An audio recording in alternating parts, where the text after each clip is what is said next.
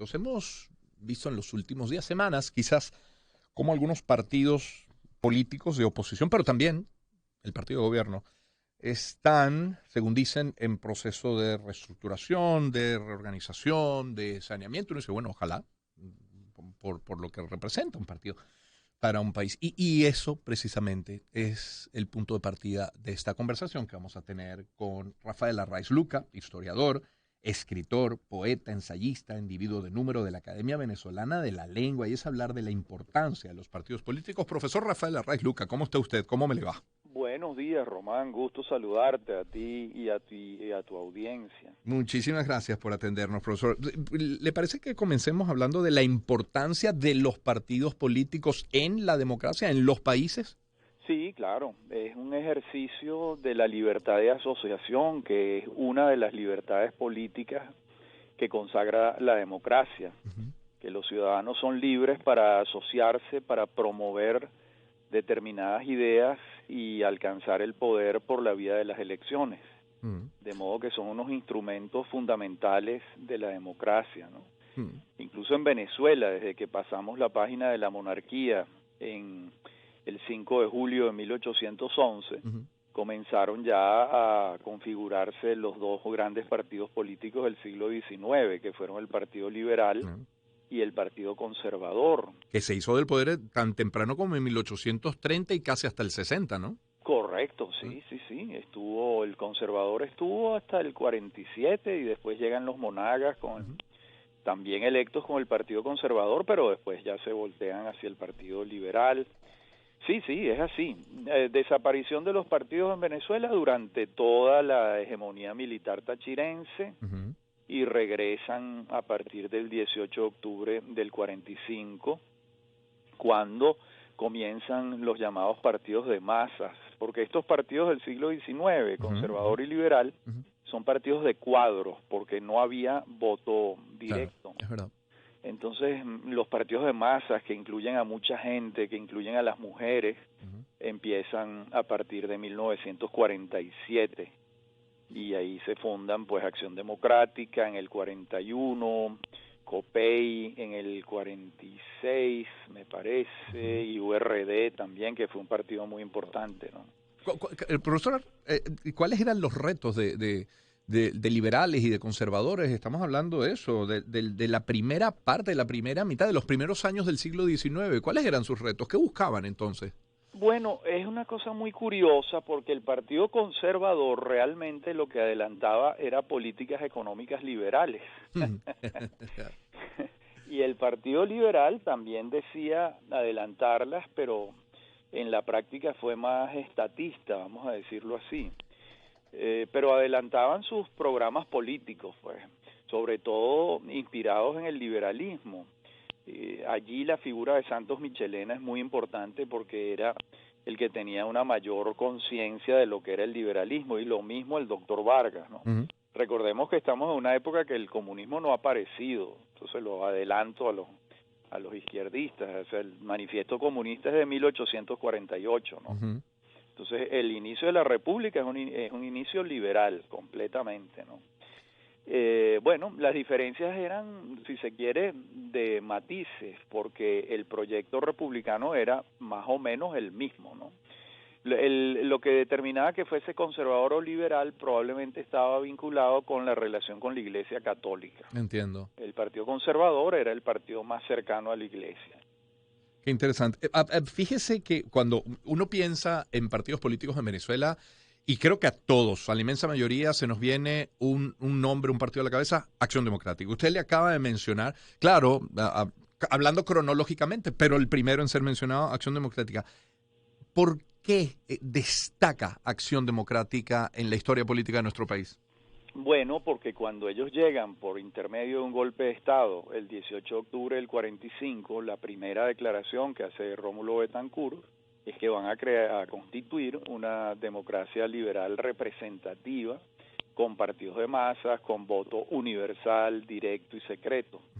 Entonces, realmente el proyecto de la democracia en Venezuela, quien lo motoriza, quien lo articula, es Acción Democrática, con unos socios.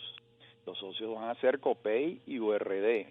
que no son nada despreciables los socios, pero la bandera de la democracia quien la tiene es Acción Democrática y Betancourt. Y luego, así como hablamos del origen, del nacimiento de aquellos primeros movimientos o partidos, conservador y liberal, después, bueno, Acción Democrática, COPEI y el resto, pues también tenemos que hablar de momentos de amenaza, de momentos de persecución, porque en la historia de nuestro país partidos se han prohibido, se han ilegalizado, han perseguido a sus líderes, otros han tenido que escapar al exilio. No pocas veces, algunos de ellos en reiteradas ocasiones, despojados algunos de sus signos, esto es bastante más reciente, pero también han tenido momentos de seria amenaza y persecución, ¿cierto? Sí, claro. Por ejemplo, cuando Carlos Delgado Chalbó y Marcos Pérez Jiménez le dan el golpe de Estado a Gallegos en el año 48, el 24 de noviembre, una de las primeras medidas del nuevo gobierno de facto es ilegalizar a Acción Democrática y al Partido Comunista. Claro. Y pasan o a la clandestinidad, o al exilio, o a la cárcel. Sobreviven URD y COPEI, que no son ilegalizados. Bueno, y en medio de la dictadura militar se va a formar aquella Junta Patriótica integrada por el Partido Comunista, Acción Democrática, COPEI y URD, que van a articular una conjura militar civil que termina en el 23 de enero del año 58. Y después hay otro caso de pérdida de los símbolos. Por ejemplo, Raúl Ramos Jiménez, que era un dirigente de Acción Democrática, mediante unos artilugios legales se hace de la tarjeta de Acción Democrática. Y en un periodo Acción Democrática perdió su símbolo y erigió un nuevo símbolo que era Juan Bimba. Acuérdate que estamos en una época en el que el campo todavía contaba un poco en Venezuela, ¿no? Ya Venezuela es un país mayoritariamente urbano, nadie se le ocurriría poner a Juan Bimba, que era un llanero, un campesino, porque eso es una minoría en el país hoy en día, ¿no? Pero en 1960 todavía contaba mucho el buró agrario de Acción Democrática. Hay una pérdida de símbolos y después Acción Democrática lo recuperó. Eso ha pasado varias veces, ¿no? Si mencionamos, es el profesor Rafael Arraiz Luca quien nos acompaña. Si mencionamos Acción Democrática y mencionamos a COPEI y mencionamos muy al inicio conservadores y liberales, pues los últimos años, los últimos veintitantos, habría que mencionar al PSUV. En su origen, se reunieron en el partido que hoy gobierna. Bueno, decepcionados de todas las organizaciones, porque además los chavistas o maduristas no son de Marte, es decir, vienen de ADEI, vienen de COPEI y vienen de otras pequeñas organizaciones y vienen de izquierda y luego sumados también los comunistas, seducidos por una idea distinta, ¿no?, de cambio. Sí, claro, al principio se llamaba Movimiento Quinta República. Claro. Y yo creo que el PSUV, si mi memoria no falla, es del año 2006 o 2007, ¿no? Los primeros años de Chávez, él adelanta ese proceso político con el movimiento Quinta República, que no era un partido declaradamente socialista, como sí lo es el Partido Socialista Unido de Venezuela, PSUV. Ahí hubo un punto de inflexión en esos años, ¿no?, que está vinculado con el momento en que Chávez pierde el referéndum para el cambio de la Constitución en el 2007. Que nace esa generación política que llamaron del 2007, porque quienes motorizaron la pérdida del referéndum por parte de Chávez fueron los estudiantes venezolanos, ¿no? Sí. Entonces allí hubo un cambio del movimiento Quinta República al PSUV, que es el que está actualmente. Ahora, tú ves todas las encuestas en este momento en Venezuela y el respaldo que tienen los partidos políticos, incluido el PSUV, es muy reducido en comparación con el que hubo en el pasado, ¿no?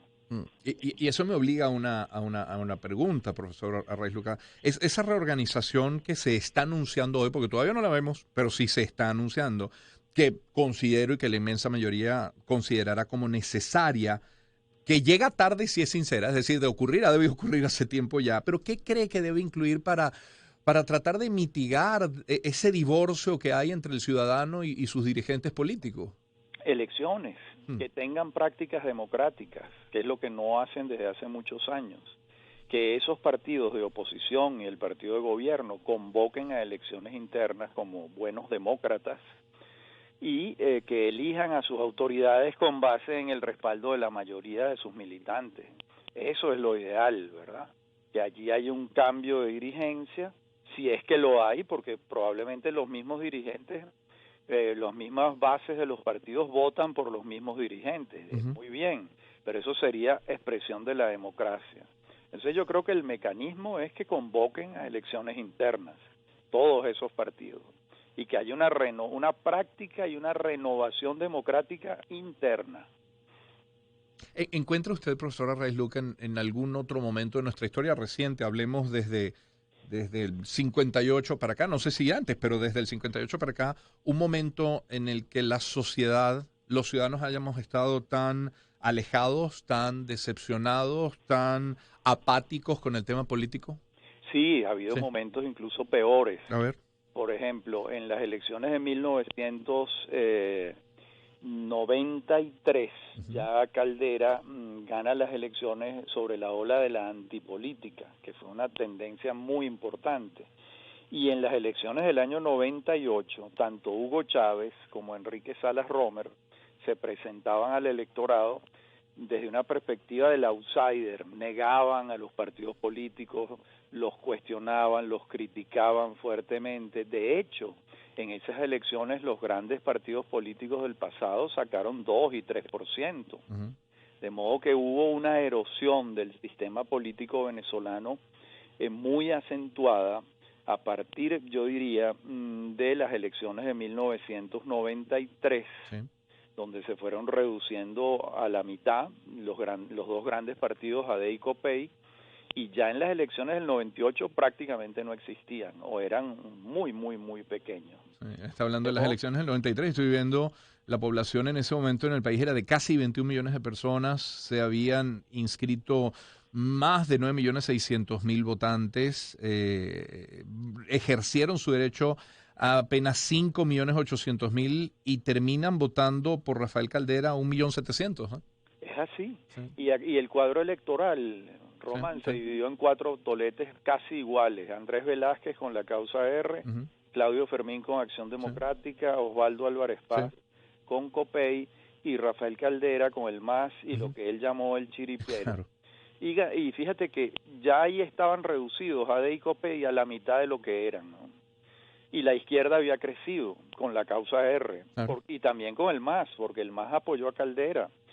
Y ya en el 98 todo esto había cambiado, había el movimiento Quinta República de Hugo Chávez y todos los que apoyaron a Salas Romer, que alcanzó el 40% de los votos.